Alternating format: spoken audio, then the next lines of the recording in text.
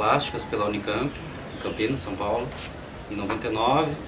E lá, no período de graduação, conheci um grupo que chamava Neotal, de colagens e performances. Nessa época eu trabalhei com pessoas que viraram depois professores da Artes do Corpo da PUC de São Paulo, onde a Sara estudou, e daí foi por isso que a gente acabou se conhecendo, pessoas em comum que me indicaram por conhecer o meu trabalho de colagem, de arte corporal, principalmente, para fazer um trabalho com a Sara durante a graduação dela.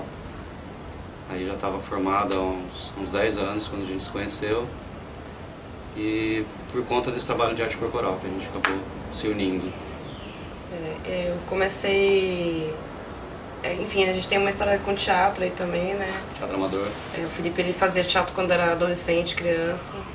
Eu também, né? Quando tinha meus 12 anos, comecei a fazer teatro na escola. E a partir daí comecei a me interessar mais pelas artes do corpo, né?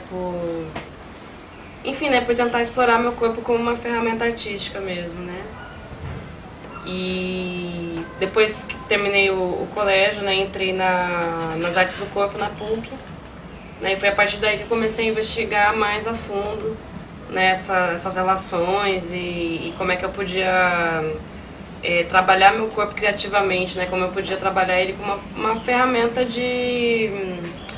um mecanismo de disputa mesmo, né, disputa de poder, disputa de uma série de coisas, né. E aí quando a gente se encontrou no final da graduação, né, quando eu estava fazendo meu trabalho de TCC, eu chamei o Felipe para me suspender, para fazer minha primeira suspensão, que era o tema do meu trabalho de conclusão também, né. E aí a partir daí a gente começou a fazer tudo que a gente tem feito até então, né, todas as performances, e se juntou, casou, e morou em São Paulo, mudou para o Rio, e aí que surgiu a Casa 24 também. Pra gente ser artista já é uma coisa que é indefinível, né? E na contemporaneidade mais ainda. Mas acho que uma característica forte da arte hoje em dia, pelo menos da arte que a gente se aproxima, prefere, pratica, exerce, que é a arte que está mais perto de um viés de cunho social, assim, de militância política, de atenção para o que está acontecendo no momento histórico também. Acho que a arte contemporânea, ela não olha só para a arte, né? Ela olha para todos os campos da sociedade. Acho que tem essa característica, pelo menos nessa arte que a gente está falando, mais próxima do que a gente realiza, que é uma arte que passa pelo corpo, necessariamente. Por isso a performance, né? Por isso as artes tribais muito fortes também no nosso trabalho, que eu também acho que é uma característica contemporânea, né? De olhar novamente para o que está nos conhecimentos anteriores, mas muito anteriores, dos povos tribais, dos povos ancestrais, os originários. É uma coisa que voltou forte nos anos 60, 70, com o surgimento dos grupos primitivos modernos, começaram a trabalhar o corpo como uma forma de expressão também mais próxima dos ritos tribais, e por isso também que a gente montou a Casa 24 dentro desse caráter de uma oca, um espaço de vivência coletiva, aberto, que tenta resgatar essa proximidade da arte com a vida cotidiana também, né? Não uma arte de galeria, de momento artístico, uma arte mais 24 horas. Acho que esse elemento do risco é uma coisa que mais marca o nosso trabalho, né? Até o risco de abrir a casa para receber um monte de gente.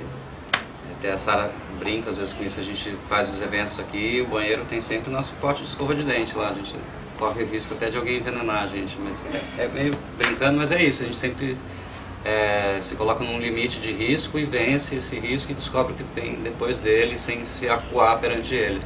Então... E eu acho que tem um lance também que é muito... que por um lado, né, acho que tem essa potência, né, da arte contemporânea de te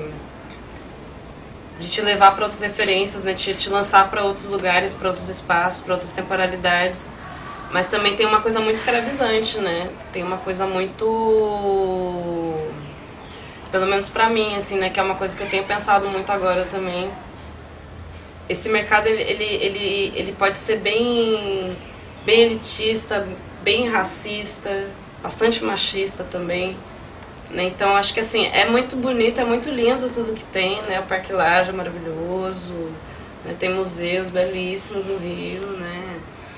enfim, a arquitetura mesmo da cidade, né, a arquitetura dessa casa, né, que, enfim, foi uma das coisas que chamou a nossa atenção também. Mas acho que não dá pra gente ser inocente e ser ingênuo de achar que essa beleza toda também não guarda um traço de colonialismo e de opressão, né, a muitos corpos, que é muito violenta e que ela é diária, né, e que ela tá diariamente, seja no nosso corpo, no jeito da gente estar na rua, no jeito da gente se vestir, seja no lugar onde a gente estuda, o que a gente lê, né, a maioria das coisas que a gente lê são autores europeus, né, ou norte-americanos, a maioria homens, hétero, né.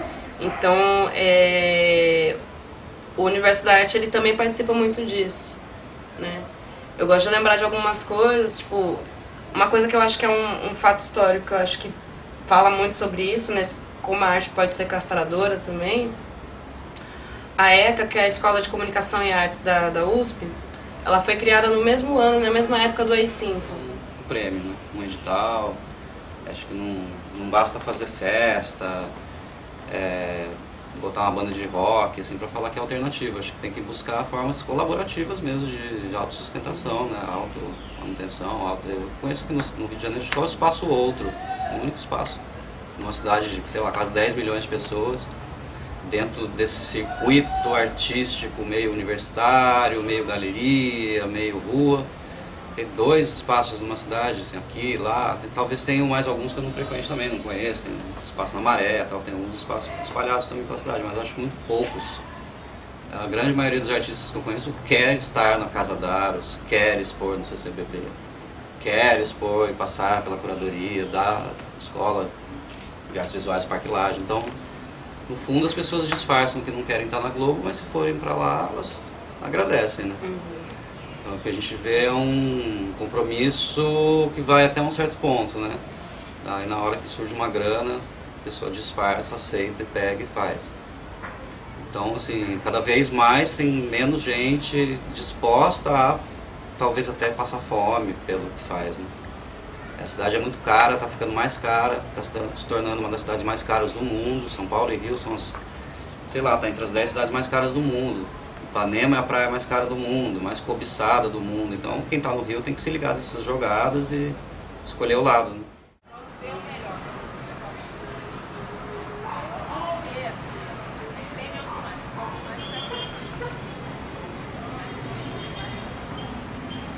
A minha coleção intitula-se, tem um nome, Museu A Arca, a Arte dos Povos.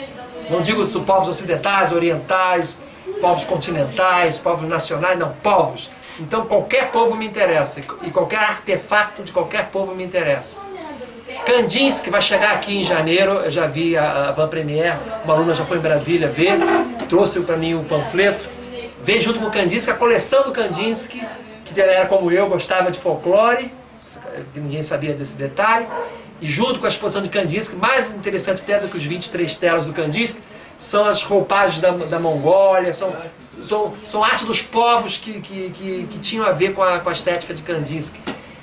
Tchaikovsky também bebia para sua música da arte popular de rua, né? Eu já li a biografia toda de Tchaikovsky, várias vezes ele parava, via um grupamento, na Rússia era muito comum, pessoas tocando violino, então ele ficava prestando atenção, e aquele concerto famoso, não sei, número 1, que número é esse concerto? Sim, número 1, que o Haroldo de Andrade dava um bom dia pra gente. Esse concerto foi tirado, essa melodia principal do concerto foi tirada de uma mendiga cantando na rua.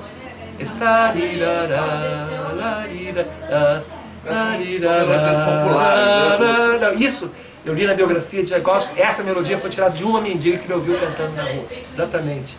Não fez mistura nenhuma. Então, o que me alimenta é a arte popular. Ela vai um pouco... ela alimenta todas as outras artes.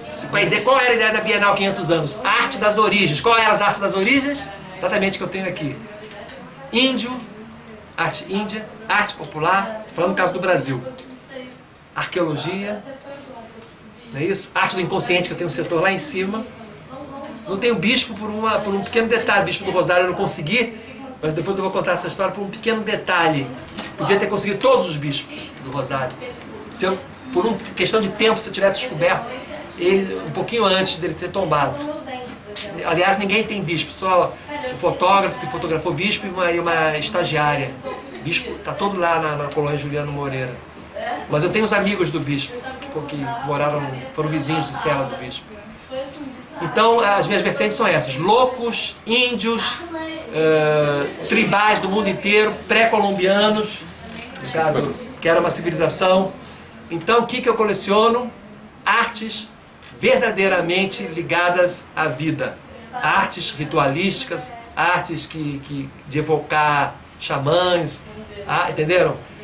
Não arte diletante, não arte estética pela estética, não arte de mercado, não arte que se engajem em ismos, vai da arqueologia mediterrânea, vai da arte clássica, greco-romana, que é difícil de achar no Brasil, só quando chega alguém, né? Isso eu tenho muita dificuldade de conseguir, só através de leilões, né? Vai dos etruscos, que foram os povos anteriores aos romanos. Eu tenho aqui testemunho etrusco, que são as ossadas etruscas, dentro dessas urnas funerárias. Estão repletas de ossos de mais de 4.000 anos atrás. Não tenho múmias, obviamente. Obviamente não, poderia ter tranquilamente. Mas hoje em dia toda essa arte arqueológica é muito difícil conseguir, porque é proibido sair de cada país com sua arqueologia. Eles têm razão, para se protegerem da expoliação. Por exemplo, ingleses roubaram, né, do Egito. Então todos os museus importantes desse tipo de arte foi fundamentado em expoliação desses povos. E jamais viajei para lugar algum. Sou dos poucos artistas do meu tempo de arte que não fui à Europa. Talvez nem vá. Eu desconheço nenhum artista do meu porte, digamos assim, com o meu tempo de vivência e a minha questão didática, que não tem ido à Europa. Não, eu desconheço. Você conhece alguém que não tem ido à Europa? Estou falando com o alemão, Ian. Né? Já ouviu falar em alguém que não... E que nem tanta vontade tem. Aliás, de um tempo para cá, nem vontade de sair eu tenho. Eu acabei pegando o impulso e o desafio de ter a arte do mundo inteiro sem sair do meu trono, do meu quarteirão. E virou até um mote, uma dificuldade a mais. Aqui seria um berço esplêndido para as peças do mundo inteiro. Elas são confortáveis aqui, elas ficam confortáveis do lado das amiguinhas delas. Que o pessoal achou engraçado essas questões de índios, são indumentárias e máscaras indígenas, onde os índios praticam rituais, desde acasalamentos, fecundidades, escasseamento de água e alimento, caça. Cada tribo, e olha que o Brasil tem muitas tribos, e o mundo adora. Quando eu descobri que o mundo adorava a questão dos índios brasileiros, aí comecei a pegar pesado nos índios brasileiros. Quer dizer, eu acabo ganhando feeling para saber de qualquer peça qual é a melhor peça de uma exposição étnica ou popular. Por aí mais ver, composição, expressividade, inusitado, singularidade, tudo isso eu vou ganhando. Material, riqueza, pobreza, no sentido de minimal, né, de economia de meios, síntese. Entendeu? Então isso tudo, olha, isso eu ganho uma escola fenomenal de gosto.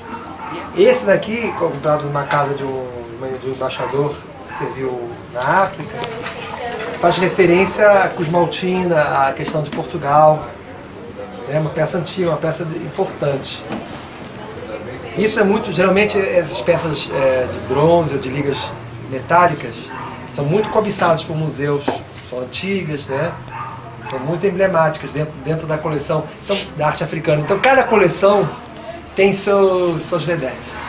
É São Antônio Poteiro, Vitalino, Galdino, e por aí vai. É a melhor cerâmica de arte popular brasileira. Estamos falando da melhor arte popular do mundo.